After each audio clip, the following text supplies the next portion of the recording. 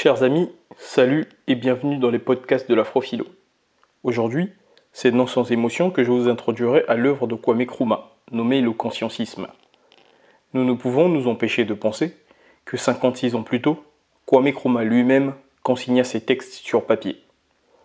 Nous lirons 4 extraits de cet ouvrage, issus de 4 chapitres différents. Vous découvrirez l'extraordinaire dimension philosophique de Kwame Nkrumah. Si elle vous paraît rébarbative, c'est que vous êtes sain d'esprit. En revanche, si elle vous paraît captivante, cela signifie que vous êtes prêt. Durant la lecture de passages clés, un signal apparaîtra sur l'écran. C'est parti. Le consciencisme de Kwame Nkrumah, édité et publié en 1976 chez Présence africaine, l'édition originale étant celle de 1964. N'oubliez pas, par ma voix, Kwame Nkrumah vous parle. Depuis l'an de grâce 1964. Premier extrait, issu du chapitre 1, nommé « Rétrospective philosophique ». L'étude critique des philosophies du passé doit déboucher sur l'étude des théories modernes, car celles-ci, issues des luttes contemporaines, sont vivantes et militantes. Ce n'est pas seulement l'étude de la philosophie qui, en effet, peut être pervertie, mais aussi celle de l'histoire. L'étudiant africain vivant en régime colonial et dont l'enracinement dans sa société naturelle est systématiquement sapé, est initié à l'histoire grecque et romaine, aux origines de l'Europe moderne, et poussé à estimer que ce chapitre de l'histoire universelle est, avec la suite de l'histoire européenne, le seul digne d'intérêt.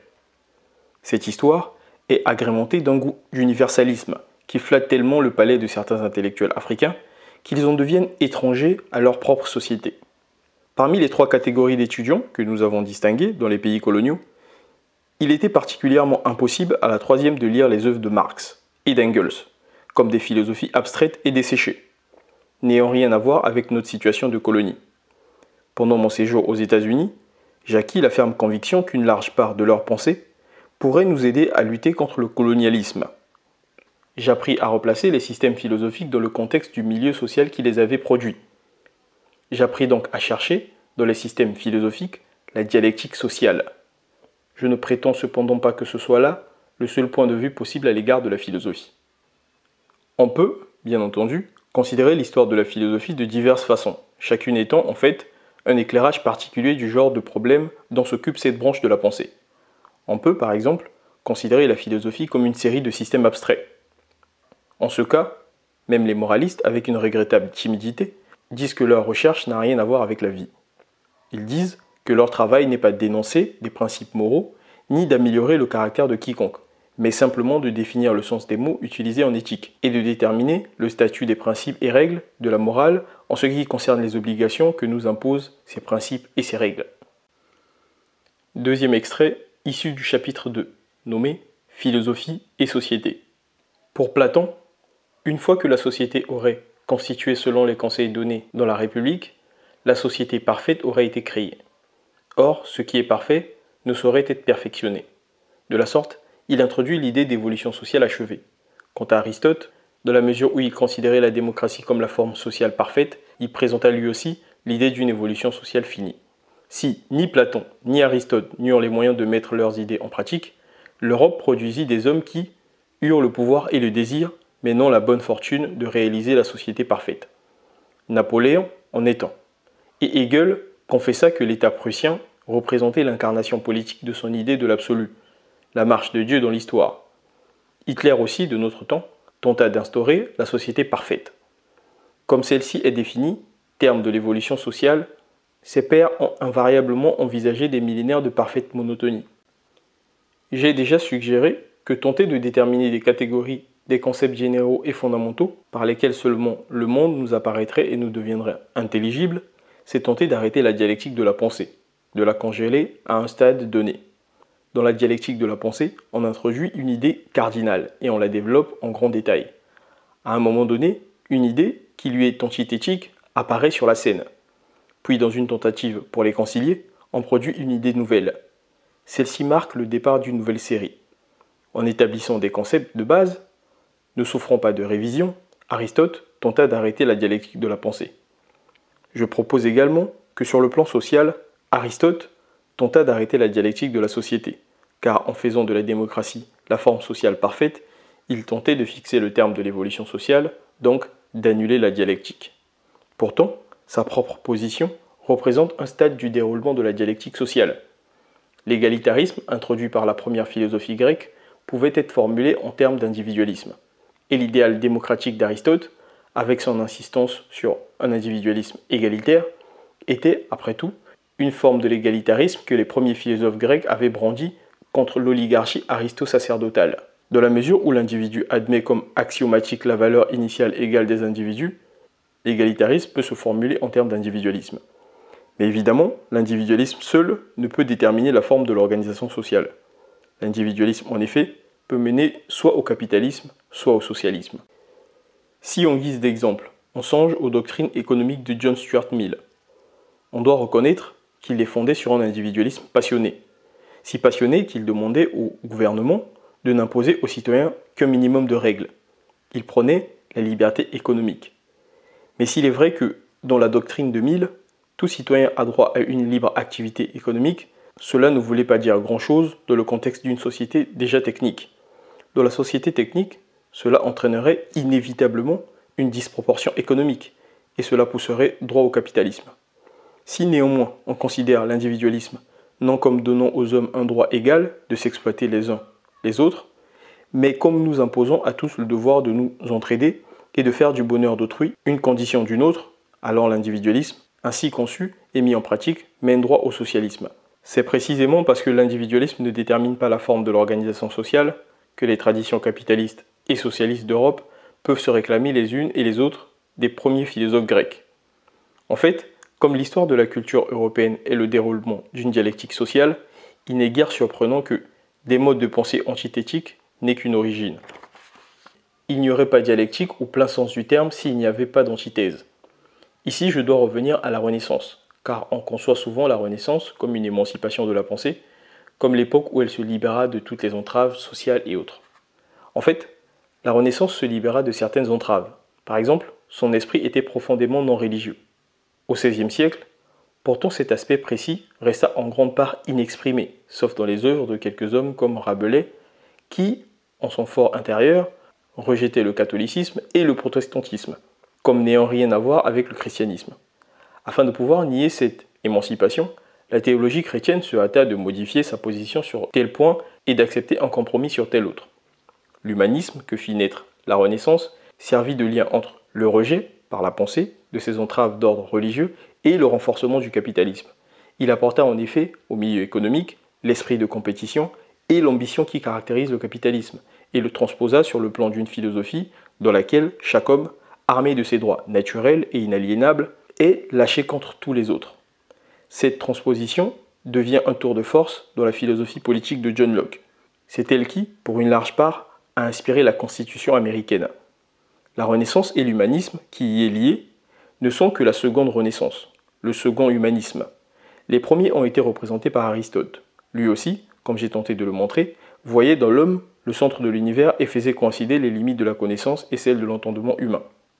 En ceci qu'il faisait redescendre des formes et les remettait dans la nature, et aussi en fixant les catégories de la pensée qui étaient en même temps les catégories de l'être. Son humanisme était coopératif. Chaque homme, percevant un aspect différent de la vérité, contribuait au bien commun. Aristote délivra la pensée des brumes mystiques dont l'avait entouré Platon. La seconde Renaissance la délivra du mysticisme médiéval. Mais alors qu'Aristote proposait un humanisme coopératif, le second humanisme fut atomique. Il fut encouragé par les voyages de marchands et aventuriers qui, rapportant des descriptions d'organisations sociales diverses, de pratiques et principes religieux et moraux diverses, lancèrent l'idée qu'il ne pouvait y avoir de credo, de morale, ni d'ordre social universellement valable. Cette idée les confirma dans le défi qu'ils avaient lancé à l'hégémonie ecclésiastique, de même que la philosophie politique de John Locke était un effort humaniste pour rendre à l'homme sa dignité de personne indépendante et faire de lui, et non de Dieu, le point de référence de l'organisation politique. De même, sa philosophie empirique fut un effort pour faire de l'homme le centre et la source de la connaissance. Comme en conséquence, la connaissance est affaire non de révélation divine, mais d'activité mentale humaine.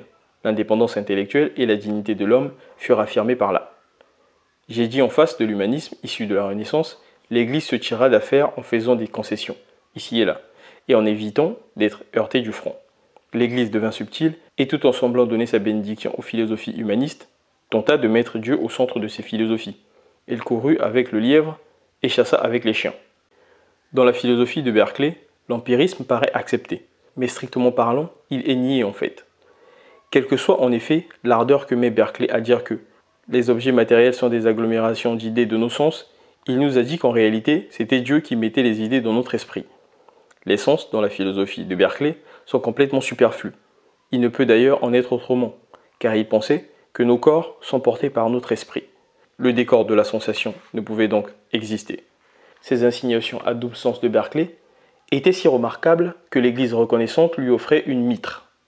Le pouvoir de l'Église se faisait encore sentir et les philosophes comme Descartes et Leibniz, craignant qu'on ne s'aperçût de leur vivant qu'ils sapaient la puissance sociale de l'Église au profit de l'humanisme, ils supprimèrent prudemment leurs ouvrages définitifs, qui ne parurent qu'après leur mort. J'ai déjà dit que l'humanisme débouchait soit sur un capitalisme démocratique, soit sur un socialisme coopératif.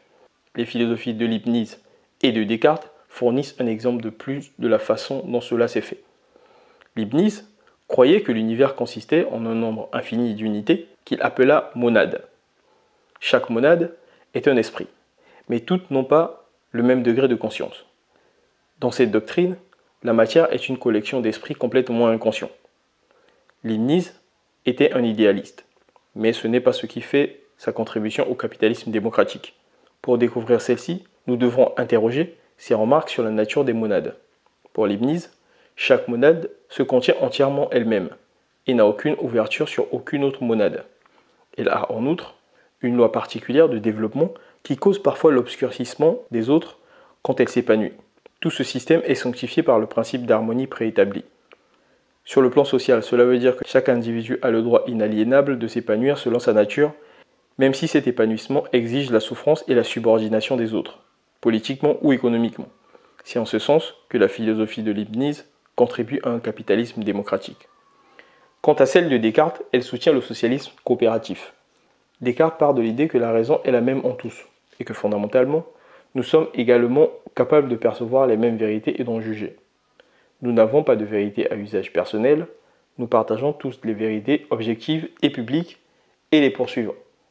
Et même quand parce que nous n'avons pas prêté une attention suffisante au sujet envisagé, nous n'avons pas encore acquis de certitude quant à la vérité, nous devons coopérer avec les autres en nous associant à leurs exigences d'ordre. En conséquence, Descartes dit que, tandis qu'il doutait de tout pour mieux juger de la vérité, il croyait toujours nécessaire de coopérer avec les autres en maintenant une société stable. En multipliant les exemples destinés à montrer qu'il y a un conflit social, implicite ou explicite, dans la pensée des philosophes, l'histoire de la philosophie, comme je l'ai indiqué plus haut, bénéficie soudain d'une transfusion de sang et surgit à la vie. Ces philosophies se présentent in situ, non comme des systèmes abstraits et éthérés, mais comme des armes intellectuelles à usage social. Ce qui précède montre avec évidence que le cartésianisme est la brèche la plus radicale ouverte, au point de vue social, dans l'hégémonie de l'Église et de ses alliés aristocratiques. L'expansion du cartésianisme, sous la forme de la libre pensée, fit donc qu'il y eut en France des philosophes rivales qui donnèrent naissance à un conflit social et idéologique aigu. Il y avait d'un côté la philosophie oligarchique de l'Église, de l'autre, la philosophie égalitaire de Descartes, qui faisait passer le domaine du vrai de la révélation mystique à la démonstration mathématique et publique. Le conflit social et idéologique, ainsi fait, ne pouvait être absolu que par une révolution. La tension intellectuelle avait monté pendant 100 ans et plus. Les libertins, libres penseurs français, avaient été persécutés et avaient connu crise sur crise. En 1624, le Parlement de Paris, soumis à l'Église, empêcha quelques chimistes de répandre des thèses anti-aristotéliciennes. Les doctrines, non canoniques, furent proscrites et leurs défenseurs libertins qualifiés injustement d'immoralistes, de charlatans et d'hypocrites, professant ouvertement la religion, mais la sapant en privé. Les jésuites atteignirent des nouveaux sommets de violence et de raillerie dans leur rapport avec les libertins, qui bien entendu ne présentèrent pas l'autre jour, mais répondirent avec tout leur esprit, accusant les clercs de faux, de vanité et d'inutilité. Cette dichotomie de la pensée française provoqua une grave coupure dans la nation. Huet, Fouché et Pascal contribuèrent à cette dichotomie, ainsi que Malebranche et Montaigne. En 1789, la divergence s'était sérieusement aggravée et seule une révolution pouvait assurer un nouveau battement et une redistribution de la pensée française. Au XVIIIe siècle et XIXe siècle, le conflit social présent dans la philosophie devint explicite plus spécialement à partir du moment où l'on fonda le droit, la politique, l'économie et la morale ouvertement sur la philosophie. Le contenu social de la philosophie fut admis jusqu'à 1917, date de la Révolution russe. Il n'est donc pas étonnant qu'au XXe siècle, des philosophes occidentaux renient leur héritage et affectent une indifférence professionnelle d'aristocrates à l'égard des réalités sociales de leur temps. Même les moralistes disent qu'il ne leur appartient pas d'améliorer qui que ce soit, eux-mêmes compris. Ils limitent leur vocation à la définition, d'ailleurs discutable, de termes moraux que nous savons tous employer correctement. Ils disent que leur métier commence et finit avec la définition de termes et de principes moraux, et celle de la source d'obligation morale. Ils n'essaient jamais de défendre et de faire respecter quelques principes moraux que ce soit. Certains vont même jusqu'à confesser parfois leur incapacité à voir ou à admettre une différence quelconque entre l'établissement de principes moraux et l'affirmation brutale. Les philosophes occidentaux sont largement d'accord sur le peu d'importance des troubles et des besoins sociaux quant au contenu de la philosophie. Ils disent que ce qui fait qu'un philosophe dise ce qu'il dit ne les intéresse pas, mais seulement les raisons qu'il donne. Cela dévirilise proprement la philosophie, et elle perd son pouvoir d'orientation et de freinage. Alors que les grands philosophes, les géants, se sont toujours passionnément intéressés à la réalité sociale et au bonheur de l'homme.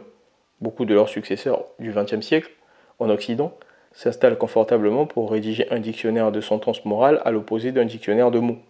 Enfermés dans leur tour d'ivoire, ils s'abstiennent de tout commentaire sur le progrès social ou l'oppression sociale, sur la paix ou la guerre, tandis qu'ainsi, ils poursuivent le sens exact du mot, toute autorité politique ou morale passe plus définitivement encore dans les mains des politiciens. Mais toutes desséchées, que soient les nouvelles passions de certains philosophes occidentaux, ils sont en droit de se dire les continuateurs de la civilisation européenne. Un étudiant en philosophie, autre qu'occidental, n'a pas d'excuse, autre que celle de l'enseignement qu'il a reçu, s'il étudie la philosophie occidentale de le même esprit. Il n'a pas d'excuse minime d'appartenir à une civilisation dans laquelle figurent ces philosophes. Je crois que quand nous étudions une philosophie qui n'est pas la nôtre, nous devons la remplacer dans le contexte de l'histoire intellectuelle à laquelle elle appartient et du milieu où elle est née. Ainsi, nous pouvons l'employer à perfectionner le développement culturel et à renforcer la société humaine. Troisième extrait, issu du chapitre 3, nommé Société et idéologie. Le besoin de moyens subtils de cohésion sociale vient du fait qu'il y a une grande part de la vie qui échappe à l'intervention directe du centre. Pour que cette part soit ordonnée, il faut des méthodes non inscrites dans les lois. En gros, ces méthodes sont les moyens subtils de cohésion sociale. Mais chaque société met un accent original sur ses moyens, même si la conformité qu'elle poursuit est la même que celle des autres sociétés. L'accent que telle société met sur tel moyen est fonction de l'expérience, des conditions sociales et économiques et du fondement philosophique de cette société. En Afrique, cette sorte d'accent doit tenir objectivement compte de notre situation au moment où nous recouvrons l'indépendance politique. À cet égard, il faut distinguer ici trois grands traits. La société africaine comprend une fraction fidèle de notre genre de vie traditionnel, une fraction représentant la présence en Afrique de la tradition musulmane, enfin une fraction trahissant l'infiltration de la tradition chrétienne et de la culture de l'Europe occidentale, dont les principaux véhicules sont le colonialisme et le néocolonialisme. Ces trois fractions sont animées par des idéologies rivales. Mais comme la société implique une certaine unité dynamique, il faut produire une idéologie qui, sincèrement soucieuse du bien de tous, prenne la place des idéologies rivales et par conséquent reflète l'unité dynamique de la société et soit le guide menant à son progrès constant. Le visage traditionnel de l'Afrique implique une attitude à l'égard de l'homme qui, dans ses manifestations sociales, ne peut être qualifié que de socialiste. Ceci parce qu'en Afrique, l'homme est considéré avant tout comme un être spirituel, doué au départ d'une certaine dignité, intégrité et valeur intérieure. Cette théorie est agréablement opposée à l'idée chrétienne du péché originel et de la déchéance de l'homme. Cette idée de la valeur originelle de l'homme nous impose des devoirs de type socialiste. C'est là le fondement théorique du communalisme africain. Ce fondement théorique s'est traduit au niveau social par des institutions comme le clan qui soulignent l'égalité initiale de tous et la responsabilité de tous pour un. Dans ce contexte social, il était impossible qu'apparaissent des classes au sens où l'entend Marx. J'entends par là des classes ayant une place dans une stratification sociale horizontale. Dans ce cas, les rapports entre classes sont tels qu'il y a, de l'une à l'autre, une disproportion de pouvoir économique et politique. Dans une telle société, il y a des classes écrasées, brimées, anéanties par celles qui les exploitent. Une classe s'est juchée sur le dos de l'autre. Dans la société africaine traditionnelle, en effet, aucun intérêt particulier ne pouvait être considéré comme déterminant. Les pouvoirs législatifs ou exécutifs ne soutenaient les intérêts d'aucun groupe particulier. le but suprême était le bien du peuple tout entier. Mais vint le colonialisme qui changea tout cela. Il y eut tout d'abord les nécessités de l'administration coloniale, auxquelles j'ai fait allusion dans l'introduction. Pour réussir, l'administration coloniale eut besoin de cadres africains, qui, ayant droit à un certain minimum d'instruction européenne, furent contaminés par l'idéal européen, qu'ils acceptèrent tacitement comme valable pour les sociétés africaines. Comme tout le monde voyait que ces instruments africains de l'administration coloniale étaient étroitement liés aux nouvelles sources de pouvoir, ils acquirent un certain prestige auquel les exigences du développement harmonieux de leur propre société ne leur donnaient pas droit. À côté d'eux, apparurent des commerçants et négociants, des gens de loi, des médecins, des politiciens, des syndicalistes, dont les compétences et les bénéfices servaient à l'administration coloniale et qui formèrent quelque chose de parallèle à la bourgeoisie européenne. Il y eut aussi des éléments à l'esprit féodal qui adoptèrent l'idéal européen, soit directement par l'instruction à l'européenne, soit par le flirt avec l'administration coloniale locale. Ils donnèrent l'impression que l'on pouvait compter sur eux comme dépositaires de toutes les vertus bourgeoises indispensables à toute administration exploiteuse. En fait, ils payaient le droit d'entrée d'une classe désormais associée au pouvoir social. Cette instruction, que nous avons tous reçue, nous proposait dès la petite enfance l'idéal des métropoles, idéal qui représentait rarement le but, l'harmonie et le progrès de la société africaine. L'échelle et le type d'activité économique, l'idée de la responsabilité de la conscience individuelle, introduite par le christianisme, et de nombreuses autres influences silencieuses ont marqué de façon indélébile la société africaine. Mais aucune suggestion, qu'elle fût d'ordre économique ou politique, ne pouvait être considérée comme en accord avec la conception égalitaire de l'homme et de la société qui était de tradition en Afrique. En tout cas, il fallait se débarrasser du colonialisme. L'Hercule africain brandit sa massue, prête à écraser toute nouvelle tête que l'hydre colonialiste fera surgir. Mais une fois qu'on a recouvré la véritable indépendance, il faut créer une harmonie nouvelle, permettant la coexistence de l'Afrique traditionnelle, de l'Afrique musulmane et de l'Afrique euro-chrétienne.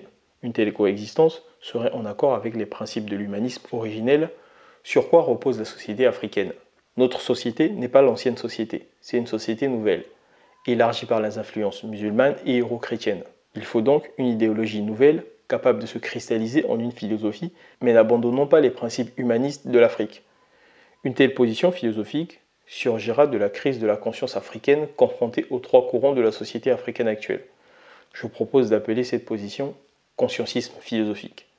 Car c'est là, la philosophie, qui nous donnera le fondement théorique d'une idéologie dont le but sera de contenir à la fois l'expérience africaine de la présence musulmane et euro-chrétienne et celle de la société traditionnelle, et par une sorte de gestation de les utiliser au développement harmonieux de cette société. Toute société se trouve dans la nature. Elle cherche à agir sur la nature, à lui imposer les transformations qui en feront un milieu propre à lui permettre de mieux s'épanouir. Par là même, cette transformation du milieu modifie la société. Ainsi, la société, confrontée à la nature, se trouve prise dans le rapport entre transformation et développement. Ce rapport représente la tâche de l'homme à la fois en tant qu'être social et en tant qu'individu. Ce genre de corrélation a trouvé son expression dans diverses théories sociopolitiques. En effet, toute théorie sociopolitique comprend un chapitre qui détermine la façon dont les forces sociales doivent être mises en œuvre pour hâter la transformation de la société. L'esclavage et la féodalité sont des théories sociopolitiques dans lesquelles la mise en œuvre des forces ne pose pas de problème. Dans l'une et l'autre, les travailleurs, les gens dont le travail transforme la nature pour que la société puisse évoluer, n'ont aucun mot à dire sur le gouvernement. Par une division maligne du travail, une classe de citoyens peine, tandis que l'autre moissonne là où elle n'a pas semé. Dans la société esclavagiste, comme dans la société féodale, la fraction de la société qui transforme la nature par son travail n'est pas celle qui s'épanouit par suite de cette transformation. S'il faut les reconnaître à leurs fruits, qu'ils portent d'abord du fruit. Dans la société esclavagiste et féodale, ceux qui mangent les fruits ne sont pas ceux qui les font pousser. Tel est le facteur cardinal de l'exploitation. La fraction de la société dont le travail transforme la nature n'est pas celle qui s'épanouit par suite de cette transformation. Dans toute société non socialiste, on peut trouver deux couches, celle de l'oppresseur et celle de l'opprimé, celle de l'exploiteur et celle de l'exploité. Dans ces sociétés, le rapport essentiel entre les deux couches est le même qu'entre un maître et un esclave, un seigneur et un serf. Dans le capitalisme, qui n'est qu'une théorie sociopolitique où les notions capitales d'esclavage et de féodalité ont été raffinées, il faut une société stratifiée pour que le fonctionnement soit bon, une société dans laquelle la classe ouvrière soit opprimée par la classe dirigeante. Dans le capitalisme, en effet, la fraction de la société dont le travail transforme la nature et crée des biens n'est pas celle qui recueille les fruits de cette transformation et de cette production. ce n'est pas non plus la société tout entière qui s'épanouit. On pouvait vraiment dire que c'est là une contradiction. C'est une contradiction sociale, en ce sens que c'est contraire au véritable principe de l'équité sociale. C'est aussi une contradiction économique, en ce sens que c'est contraire à un développement économique harmonieux et illimité. Le capitalisme est une féodalité raffinée, tout comme le féodalisme est un esclavage raffiné. L'essence de la réforme est de combiner la continuité du principe fondamental et un changement tactique de mode d'expression de ce principe. La réforme n'est pas un changement de pensée, mais de ses modes d'expression. Non un changement sur ce qui est dit, mais un changement de langage. Dans le capitalisme, la féodalité subit une réforme, ou plutôt en bénéficie, et le principe fondamental de la féodalité atteint simplement un niveau supérieur de subtilité. Dans l'esclavage, on croit que l'exploitation, l'aliénation des fruits du travail des autres, exige un certain degré de sujétion politique et policière. Dans la féodalité, on croit qu'un moindre degré de la même forme de sujétion permet d'obtenir le même résultat. Dans le capitalisme, on croit qu'un degré encore au-dessous est suffisant. De la sorte, on calme les démangeaisons psychologiques de la révolution et un nouveau bail est accordé à l'exploitation, jusqu'à ce que les gens s'aperçoivent qu'il y a une opposition entre réforme et révolution. De la sorte, le capitalisme continue de faire les plans prétentieux qui le caractérisent en vue de réformes insignifiantes, tout en obligeant d'une façon ou d'une autre une fraction de la société à se tenir à la disposition de l'autre qui vit de la première. La différence entre le capitalisme et l'esclavage, ou la féodalité, consiste autant dans les méthodes par lesquelles on lie la main-d'œuvre que dans le mode de production. Le capitalisme n'est que l'esclavage pratiqué par des gentlemen.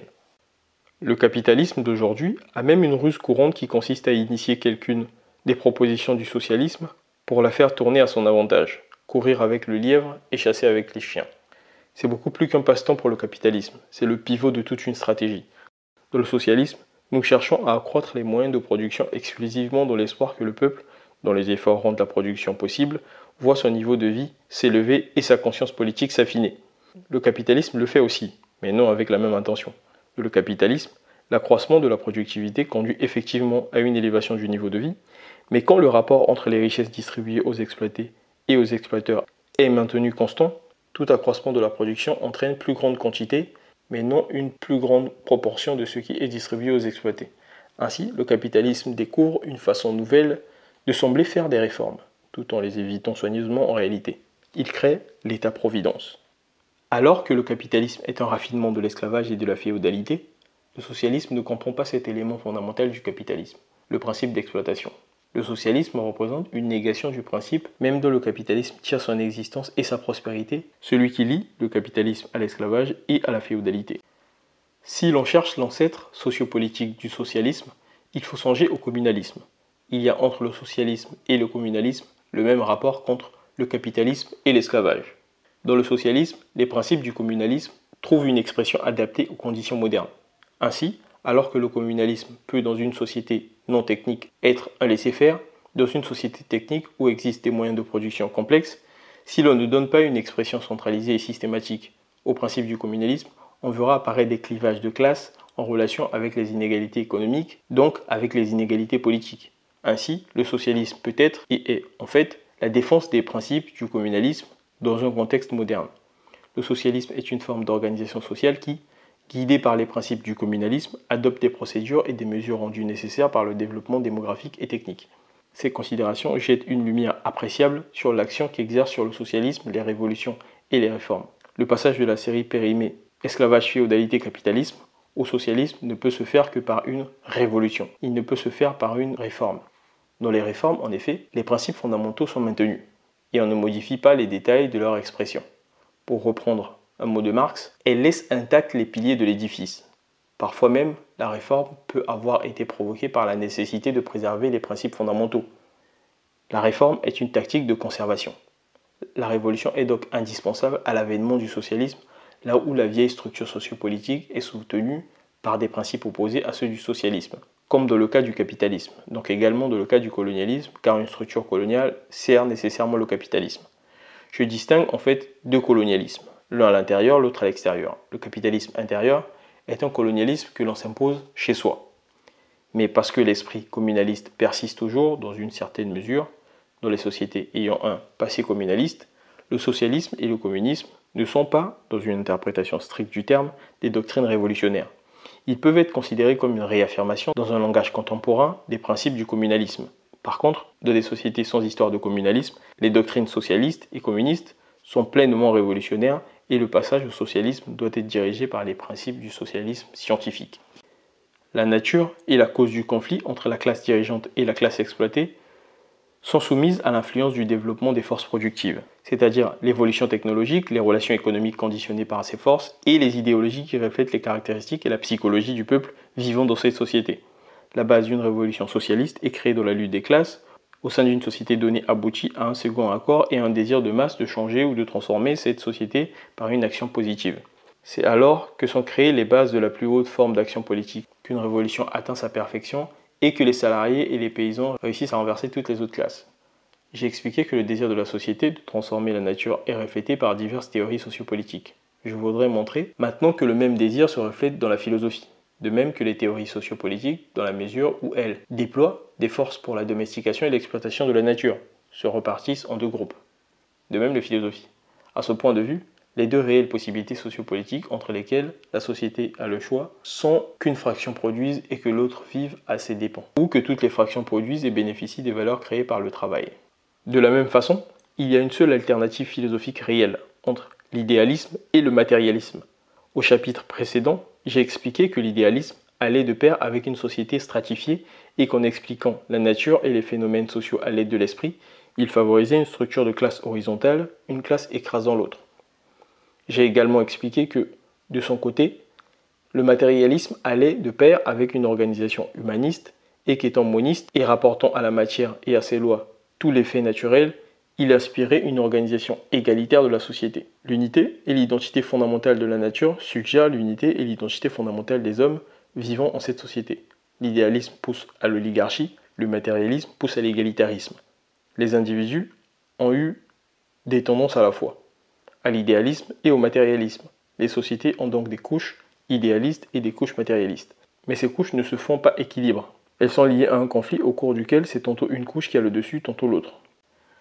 En raison du lien de l'idéalisme avec l'oligarchie et du matérialisme avec l'égalitarisme, l'opposition dans une société de l'idéalisme et du matérialisme a pour parallèle une opposition entre forces conservatrices et progressistes.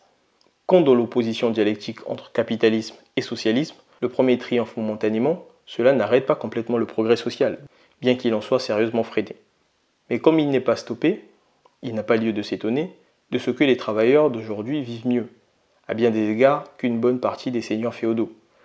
Reconnaître cette forme de progrès, toutefois, n'est pas dire que le capitalisme n'a pas eu ses villes insalubres et ses taudis, ni des ouvriers privés de liberté, dépérissant et pour finir, mourant dans des jardins publics de faim, de froid et de maladie. La question n'est pas de savoir s'il y a eu, sous le capitalisme, un progrès appréciable, mais bien si le progrès, dont on reconnaît l'existence, était suffisant. C'est là que nous découvrons l'un des péchés mortels du capitalisme. Dans ce système sociopolitique, l'homme ne peut plus aborder la nature de façon matérialiste. Cette attitude perd son stimulus humaniste sous l'effet de l'appât du gain. Si le bonheur est défini dans le contexte social, on peut dire que c'est le sentiment qu'a un homme à cause d'un contexte économique, politique et culturel donné d'être en mesure de satisfaire ses aspirations. Comme le capitalisme implique malheureusement qu'une oligarchie rapace exploite la majorité, le bonheur, d'après cette définition, est refusé à beaucoup. Les résultats de l'oligarchie capitaliste reculent les limites de ce que peut obtenir l'individu, donc aussi les aspirations légitimes. Mais le capitalisme refuse par définition ces aspirations au peuple et les réserve à un petit nombre. Le mal capitaliste réside dans le retrait des fruits du travail à ceux qui les ont produits à la sueur de leur front. Cet aspect du capitalisme le rend incompatible avec les principes fondamentaux de la société africaine traditionnelle. Le capitalisme est injuste. Dans nos pays depuis peu indépendants, il n'est pas seulement trop complexe pour être applicable, il est en plus étranger. Mais avec le socialisme, l'étude et la conquête de la nature ont un fondement humaniste et poursuivent, non l'accumulation de profits, mais la satisfaction de plus en plus grande des besoins matériels et spirituels du plus grand nombre. Les idées de transformation et de développement, dans la mesure où elles s'appliquent au bout d'une société dans son ensemble et non à un dessein oligarchique, sont strictement parlant des idées propres au socialisme. Sur le plan philosophique, aussi c'est le matérialisme et non l'idéalisme qui, sous une forme ou sous une autre, fournira le meilleur fondement conceptuel face à la reconstitution des principes égalitaires et humanitaires de l'Afrique. L'idéalisme crée une oligarchie et comme je l'ai montré au second chapitre, ses conséquences sociales sont néfastes à la société africaine. C'est le matérialisme et son explication moniste et naturaliste de la nature qui mettra fin à l'arbitraire, à l'inégalité et à l'injustice. J'ai expliqué au second chapitre que le matérialisme suggérait une philosophie socialiste. Bref, le socialisme est nécessaire pour rendre à l'Afrique ses principes sociaux humanistes et égalitaires. C'est le matérialisme qui assure la seule transformation efficace par la nature et le socialisme qui tire de ces transformations le développement humain. Chapitre 4. Le consciencisme. La pratique sans théorie est aveugle. La théorie sans pratique est vide. Les trois fractions de la société africaine que j'ai distinguées au chapitre précédent, traditionnaliste, occidentale et musulmane, coexistent difficilement. Les principes dont elles se réclament sont souvent en contradiction. À titre d'exemple, j'ai tenté de montrer que les principes du capitalisme occidental sont en conflit avec l'égalitarisme socialiste de la société africaine traditionnelle. Que faut-il donc faire?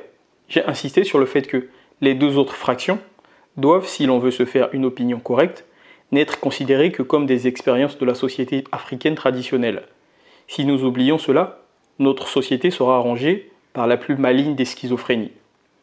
Notre attitude envers l'expérience occidentale et musulmane doit être raisonnée, guidée par une pensée, car la pratique sans théorie est aveugle.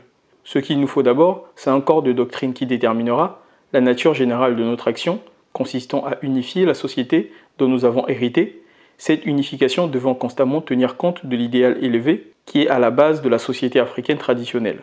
La révolution sociale doit donc s'appuyer fermement sur une révolution intellectuelle, dans laquelle notre pensée et notre philosophie seront axées sur la rédemption de notre société.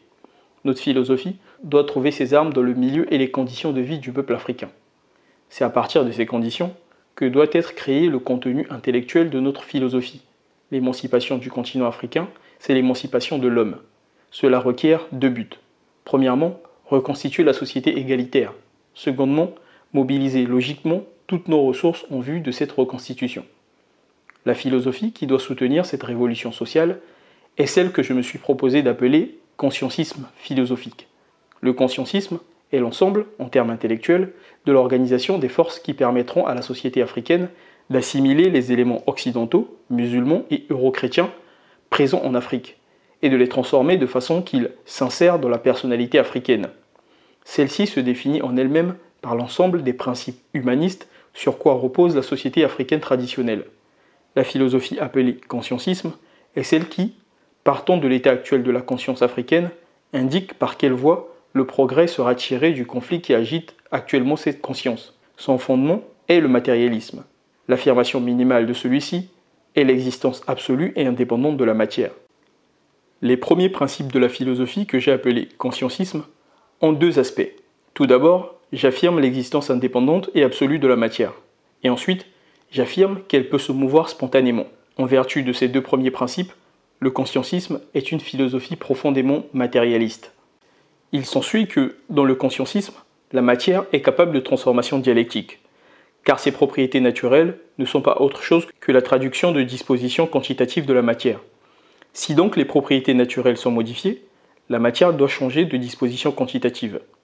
Or, la matière, étant un ensemble de forces entre lesquelles il y a tension, contient déjà un début de ce changement de disposition qui est nécessaire pour produire un changement de qualité ou de propriété. La force elle-même est la façon dont existent les particules de la matière. C'est leur constitution mathématique ou quantitative. La force n'est pas la description d'une particule de matière. Ce n'est pas quelque chose que les particules de matière portent sur le visage. Ce serait plutôt quelque chose qui leur est interne. Comme la matière est un ensemble de forces entre lesquelles il y a tension, et comme la tension est une transformation à l'état naissant, il faut que la matière ait, originellement, le pouvoir de se mouvoir. Sans mouvement indépendant, la transformation dialectique serait impossible. Par transformation dialectique, j'entends l'apparition d'un troisième facteur de type logique supérieur à partir de la tension entre les deux facteurs ou jeu de facteurs de type logique inférieur. Tout cela, bien entendu, nous amène à nous poser au sujet du consciencisme des questions d'ordre épistémologique. Les problèmes épistémologiques sont ceux qui concernent la nature de la connaissance et ses types ainsi que les moyens qu'a l'esprit d'y parvenir.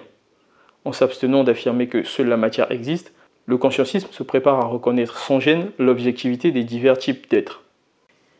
Les différentes manifestations de la matière résultent toutes de processus dialectiques se déroulant selon des lois objectives. Il y a un procédé donné par lequel apparaît toute manifestation. En conséquence, le consciencisme propose une théorie politique et une pratique sociopolitique qui, ensemble, tente d'assurer le respect des principes fondamentaux de la morale. La pratique sociopolitique est destinée à empêcher qu'apparaissent ou que s'affermissent des classes, car dans la conception marxiste de la structure de classe, s'il y a des classes, il y en a une qui exploite et assujettit les autres. Or, l'exploitation et la suggestion de classe sont en opposition au consciencisme. Éprise d'égalité, notre philosophie cherche à développer l'individu, mais de telle sorte que les conditions du développement de tous deviennent celles de l'épanouissement individuel. Autrement dit, de telle sorte que l'épanouissement individuel n'entraîne pas des diversités propres à mettre en question le fondement égalitaire de la société. Ainsi, la pratique sociopolitique cherche à coordonner les forces sociales de façon à les mobiliser logistiquement en vue du développement maximal de la société dans une ligne authentiquement égalitaire. Pour cela, il est indispensable de planifier le développement. Sous son aspect politique, le consciencisme se heurte aux réalités suivantes: colonialisme, impérialisme, désunion et développement insuffisant. Chacune d'elles, et les quatre ensemble, militent contre la réalisation d'une justice sociale fondée sur l'idée d'égalité authentique. La première chose à faire est de liquider le colonialisme partout où il se manifeste. Dans Towards Colonial Freedom, j'ai établi que les gouvernements colonialistes entendaient utiliser leurs colonies comme productrices de matières premières et comme marché avantageux pour les produits manufacturés des industriels et capitalistes étrangers. J'ai toujours cru que la cause profonde du colonialisme est d'ordre économique. Pourtant, la solution du problème colonial est dans une action politique, dans une lutte féroce et implacable pour l'émancipation, premier pas vers l'indépendance et l'intégrité économique. Il faut reconnaître d'emblée que ces termes que nous proposons, action positive ou négative, sont des abstractions, mais ils sont justifiés par la réalité sociale. On peut parfaitement, par l'analyse statistique, déceler dans n'importe quelle société les liens entre l'action positive et l'action négative. L'analyse en question portera sur des faits comme la production, la distribution, le revenu, etc. Toute analyse de ce genre doit révéler l'une des trois situations possibles que voici. L'action positive peut excéder l'action négative. L'action négative peut excéder l'action positive. Ou bien, elles peuvent se trouver en équilibre instable. Dans une situation coloniale, excède indubitablement l'action positive. Pour qu'il y ait indépendance véritable, il faut que l'action positive parvienne à excéder l'action négative. On admet qu'un semblant d'indépendance est possible dans cette relation spécifique. Quand cela se produit, nous disons qu'il y a néocolonialisme, car ce dernier est un déguisement adopté par l'action négative pour donner l'impression qu'elle a cédé à l'action positive. Le néocolonialisme est une action négative qui feint d'être vaincue. Pour en prévenir les effets, il faut que l'action positive soit souvent soutenue par un parti de masse, et que cette masse se perfectionne. Il faut, par l'instruction et l'élévation de son degré de conscience politique, la rendre plus apte à l'action positive. On peut donc dire que, dans un pays colonisé, l'action positive doit être soutenue par un parti de masse disposant de moyens d'éducation. C'est pourquoi, au Ghana, le Convention People Party se donna, dès ses débuts, une section de l'instruction, une section du travail, une section agricole, une section jeunesse, une section féminine, etc. De la sorte, le peuple recevait régulièrement une instruction politique, sa conscience de soi s'approfondissait et il apprenait à se concevoir lui-même d'une façon excluant systématiquement le colonialisme et tous ses déguisements. Le caractère révolutionnaire de ce parti consiste également dans le soutien de millions de membres et de sympathisants unis par un dessein radical commun et non simplement dans l'originalité de ses programmes. Le soutien qu'il reçoit de la nation entière lui permet de songer avec réalisme à introduire des changements fondamentaux dans l'imbroglio social qu'a laissé le colonialisme. La démocratie parlementaire d'un peuple à parti unique exprime et satisfait les aspirations communes de l'ensemble de la nation mieux qu'un système parlementaire à plusieurs partis qui ne serait en réalité qu'une ruse pour perpétuer de façon sournoise la lutte inévitable entre les nantis et les dépossédés. Fin de la lecture. Si vous avez tenu jusque-là, bravo. Vous avez noté les mots dialectique, matérialisme, idéalisme, etc. qui reviennent souvent. Ces mots, qui paraissent techniques, sont très simples à comprendre dans le fond. Dans les chroniques futures, nous éclaircirons ces points fondamentaux pour mieux comprendre la pensée de Kwame Nkrumah avant de l'analyser et d'en déceler les failles. D'où l'échec du panafricanisme révolutionnaire. Merci d'avoir suivi ce podcast. À très bientôt. Salut.